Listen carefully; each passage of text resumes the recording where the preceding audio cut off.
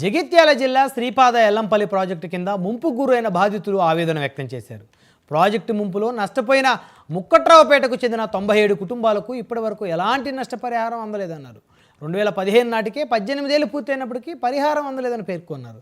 ఇటీవల one time settlement కింద 3 లక్షల ప్యాకేజీ ఇస్తామని చెప్పి ఇప్పటివరకు అమలు చేయలేదని ఆగ్రహం వ్యక్తం చేశారు.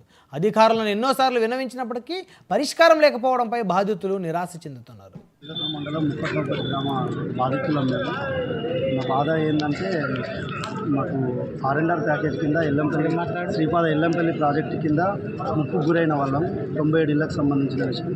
ఇప్పటి వరకు మాకు 18 సంవత్సరాలు నిండి ఉన్నాయి 2015 వరకు. ఇప్పటి వరకు మాకు ఎలాంటి ప్యాకేజ్ నష్టపరిహారం రాలేదు, మరియు ఫ్లాట్లు రాలేదు. అయితే మా ఊర్లో గత కొన్ని నెలల క్రితం ఏం జరిగిందంటే అందరికీ వన్ టైం సెటిల్మెంట్ కింద ప్రతి ఇంటికి 3 లక్షల ప్యాకేజ్ వచ్చింది. అందులో కూడా మాకు ఎటువంటి లబ్ధి జరగలేదు. ఇప్పటి వరకు చాలాసార్లు అధికారులను కలిసినాము, అందరికీ మేము ప్రతిసారి విన్నపం చేసుకున్నాము, ఎలాంటి లబ్ధి జరగలేదు. దానికోసం మరొకసారి కలెక్టర్ గారికి ఫిర్యాదు ఇవ్వడానికి ఇక్కడికి రావడం జరిగింది.